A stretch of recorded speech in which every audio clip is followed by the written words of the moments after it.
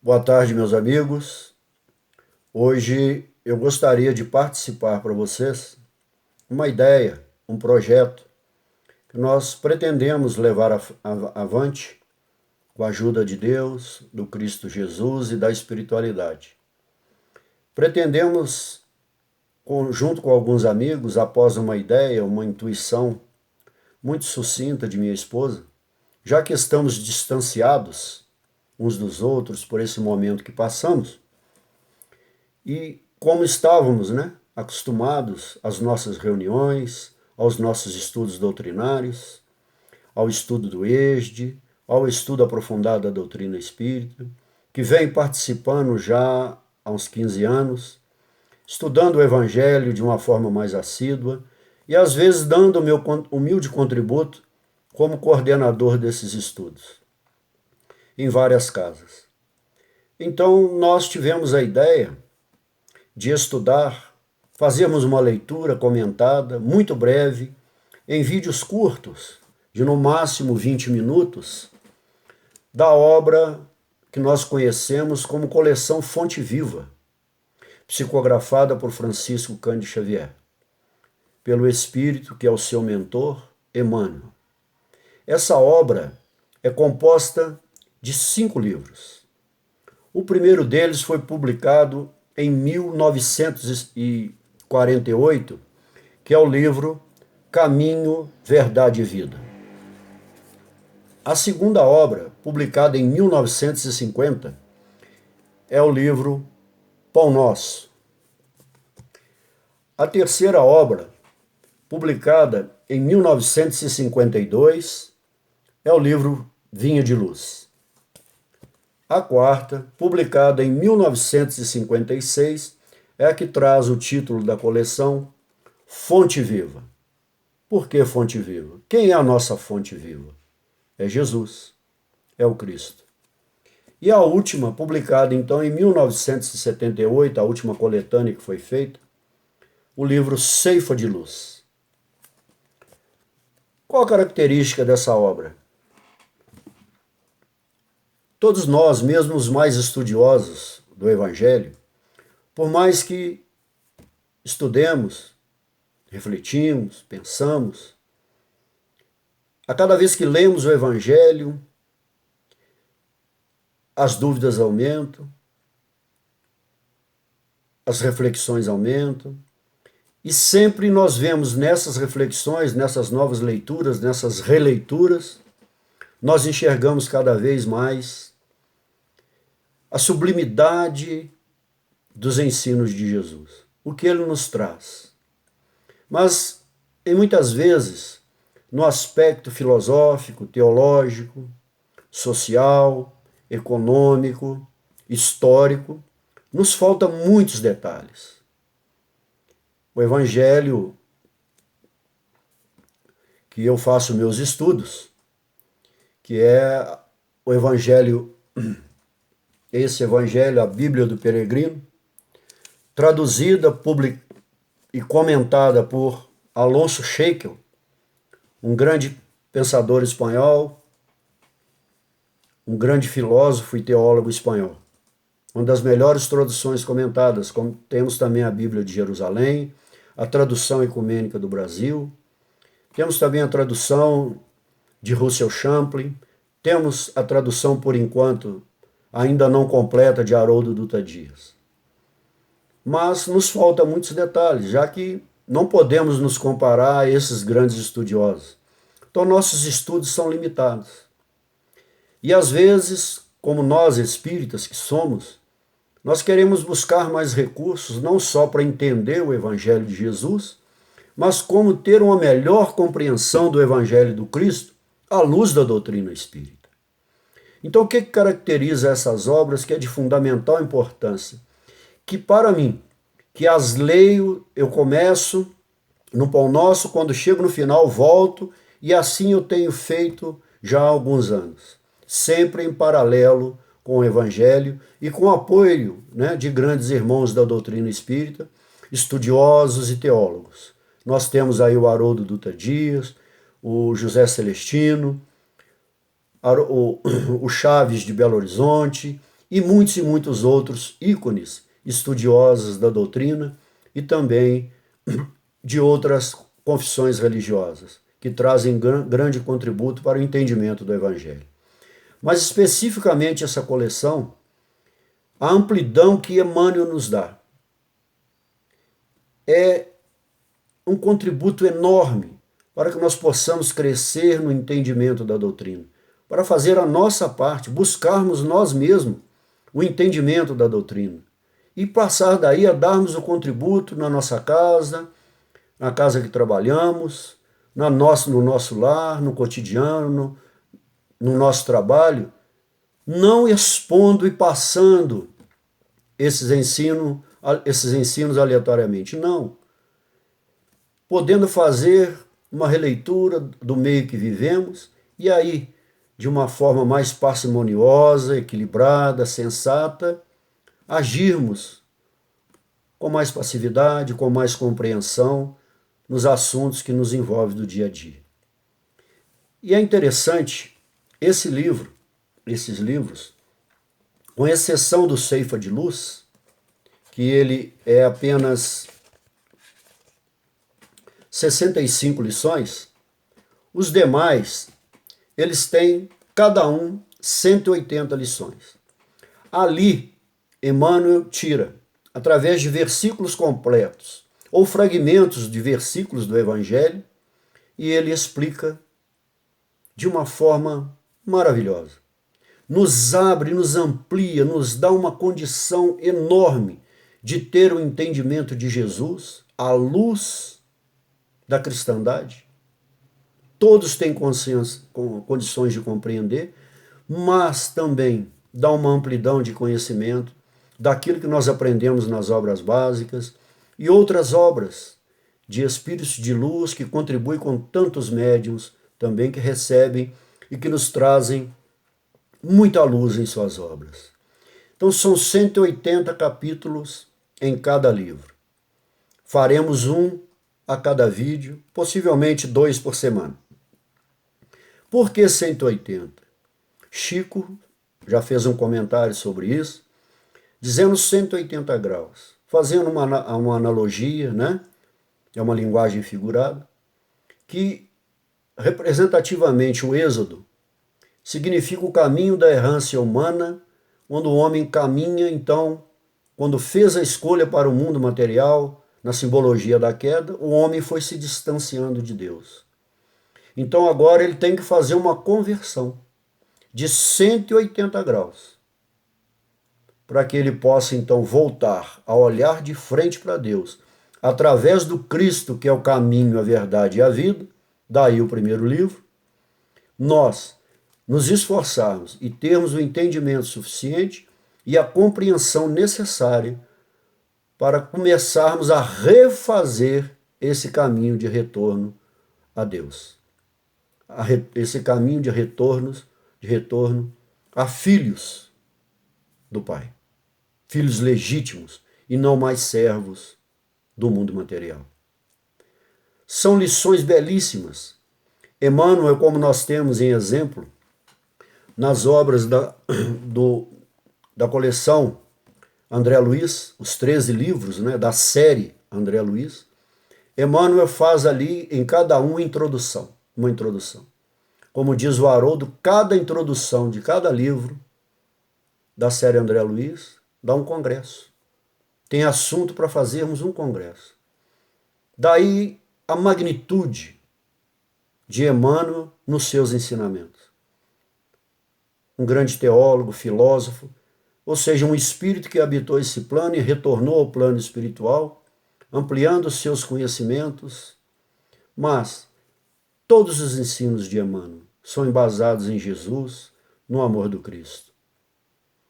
E é assim que nós devemos prestar atenção na leitura desse livro, principalmente. Em tudo de Emmanuel nós temos que aproveitar, até os títulos que Emmanuel dá. Em tudo nós temos que compreender, ver que cada frasezinha que Emmanuel comenta tem uma lição ali a ser aprendida. Principalmente os títulos de cada capítulo, de cada versículo, das situações que são envolvidas naquele momento. Então, a partir de hoje, nós vamos tentar trazer esse contributo, uma leitura rápida, simples, então dividir com vocês esses ensinamentos. Para nós termos uma introdução do que Emmanuel vem dividir conosco, vem doar para nós com seus esforços, e o esforço hercúleo de Chico Xavier em se dispor, em se doar para a doutrina, para Cristo, para Jesus, para a humanidade, trazendo esses ensinos até nós.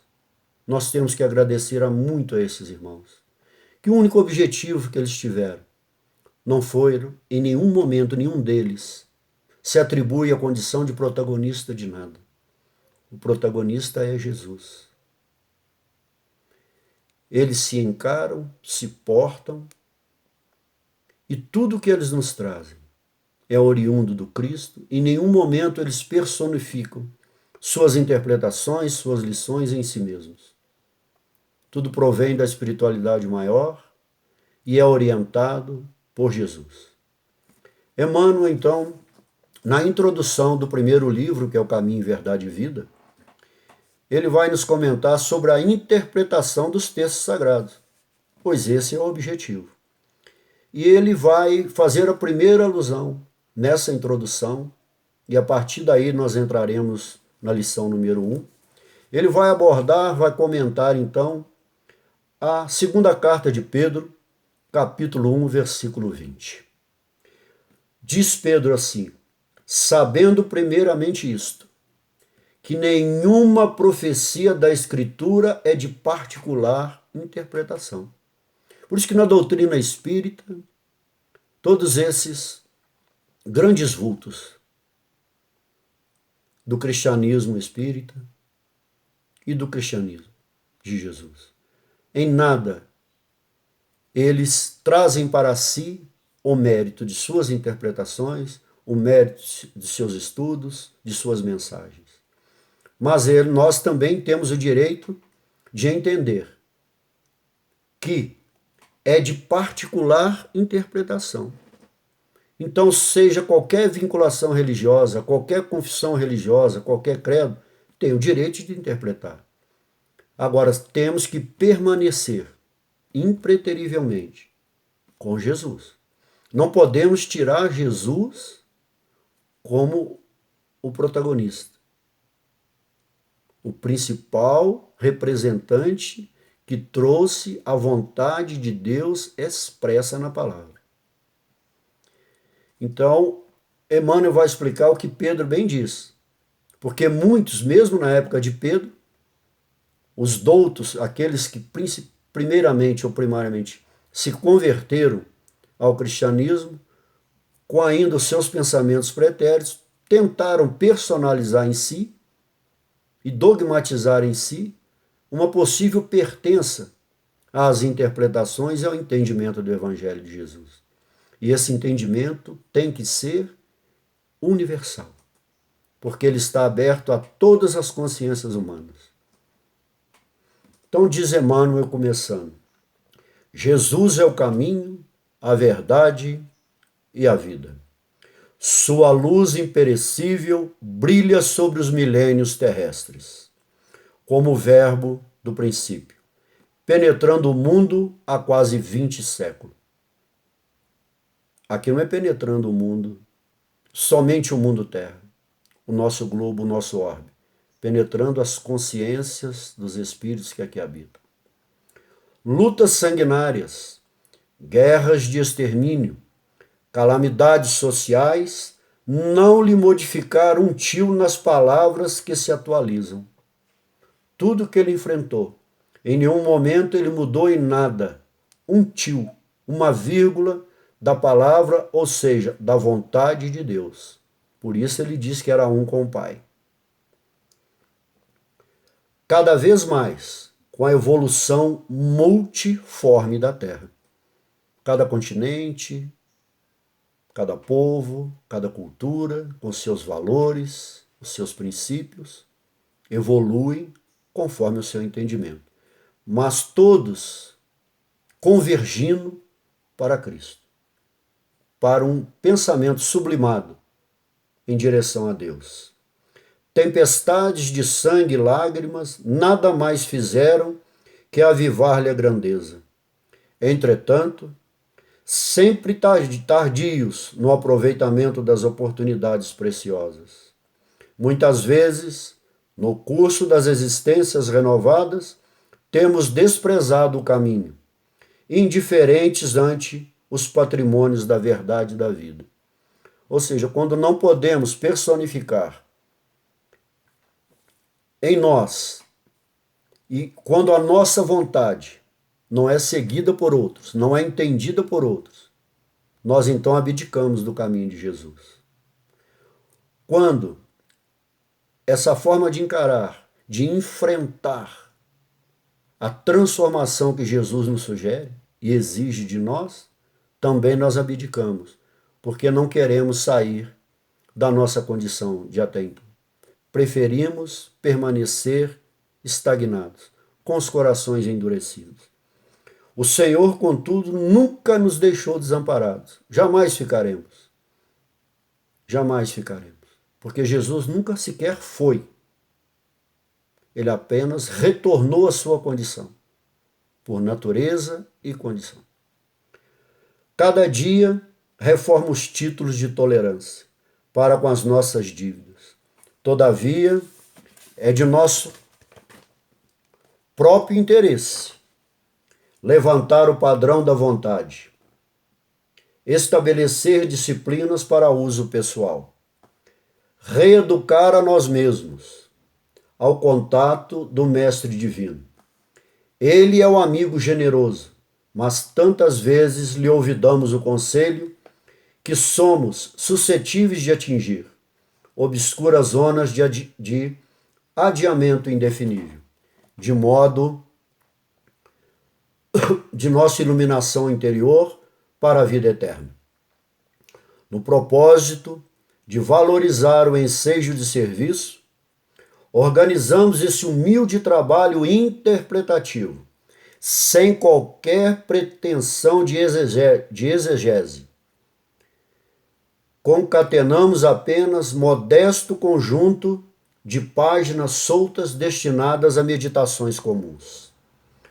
Muitos amigos estranhar-nos-ão, talvez, a atitude, isolando versículos, conferindo-lhes cor independente do capítulo evangélico a que pertencem.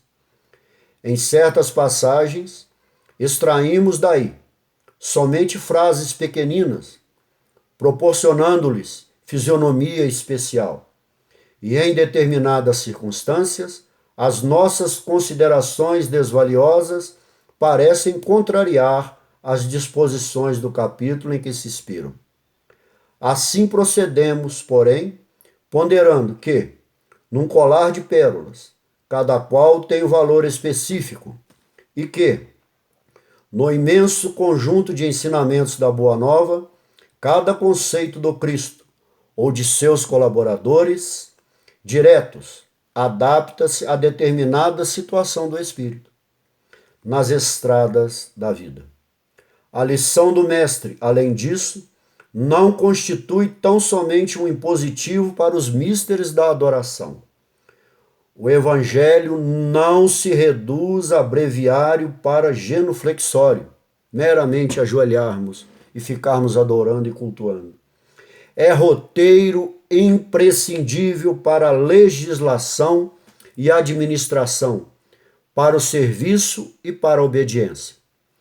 O Cristo não estabelece linhas divisórias entre o templo e a oficina. Toda a terra é seu altar de oração e seu campo de trabalho ao mesmo tempo. Por louvá-lo nas igrejas e menoscabá-lo nas ruas, é que temos naufragado 1000 vezes, por nossa própria culpa. Todos os lugares, portanto, podem ser consagrados ao serviço divino.